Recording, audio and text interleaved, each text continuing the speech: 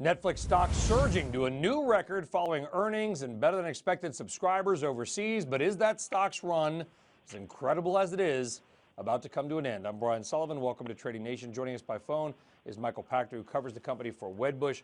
Michael, you raised your price target to 68, but that still means you think the stock's going to lose about half its value. How long can you stay negative on Netflix? Oh, I'm in my fifth year, so clearly my one-year price targets are not to be relied upon.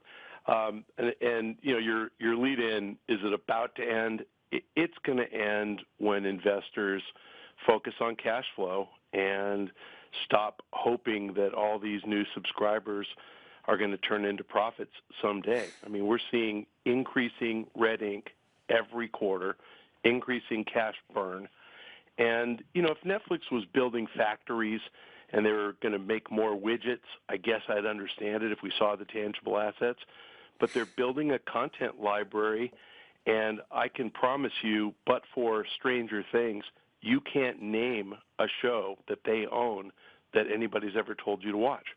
I mean, nobody's telling you to watch Flaked or The Ranch or the OA. I would disagree on that note. Actually, Bloodline is a pretty good show. Although I think it's coming to an end. They don't own it. And by the way, I'm glad you brought up Bloodline. They canceled Bloodline. So in the middle of season 3 filming, they decided that they didn't want to go forward.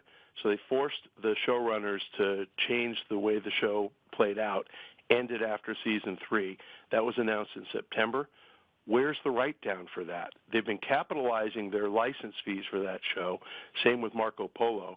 They've canceled both of them, and yet no write-down on that content library. You have to acknowledge that a show that has a useful life of 5 or 6 years, that life is impaired if they cancel the show, and yet we saw no write-down. Okay, let me push back a little bit on this. And I didn't know they didn't own the show. You'll forgive me on that. Push back a little bit on this, which is I hear your point. But can we look at Amazon and say there are certain stocks for whom profitability and all the normal metrics simply won't matter? Yes, you can. And I think Amazon's a really great comparison because if Amazon's costs go up, Amazon's prices go up because all of its competitors' prices go up. When Netflix's costs go up, it can't raise price. I mean, it just did, so it won't for another 3 or 4 years. This negative free cash flow is showing you that the cost of Netflix content is going up, and they're not generating enough cash to cover their costs. So they're building this library that doesn't have as much value as is shown on their balance sheet. Amazon doesn't have anything like that. When Amazon goes negative with free cash flow, they're building fulfillment centers so they can deliver more stuff and generate more revenue.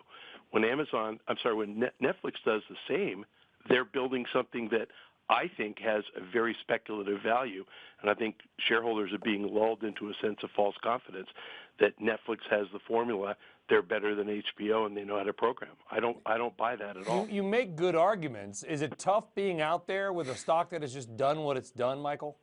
Yeah, and you know, I have to say today I kind of smiled because there were 3 or 4 of us who had sell ratings, and two others threw the towel in today. One guy took Netflix up to a neutral and raised his price target to $10 or $12 below the current price. So what he's saying is, I still hate it, but I'm just going to go with the wave, and I'm just going to go with sentiment. I could do that. I could say this stock defies logic and it trades on sentiment, but then what good am I? I was trained classically with my MBA from UCLA to value companies on the discounted present value of their future cash flows. I don't see future cash flows here. I see negative cash flow. What about the risk of a takeout, though, I guess? You could also say, well, what if they get bought? Isn't there a buyout premium inherently built into this stock? There is, and you know, if they make sense at $140, they must have made a lot of sense at 10 and 50 and 100. Where were the bidders then? Disney can't buy these guys. It's about 30% dilutive if they buy them. Apple could buy them. It's about 10% dilutive. And I suppose if Apple takes all of its overseas cash and repatriates it and buys Netflix, Apple shareholders will cheer. But I don't think it makes strategic sense at all. Okay, Michael Pachter remaining concerned and very low on Netflix. Must be a lonely world out there, Michael, but we appreciate your conviction and the power of the arguments that you're making here on Trading Nation. Thank you. Thank you, Brian. Folks, and thank you for watching Trading Nation. I'm Brian Sullivan. We'll see you next time.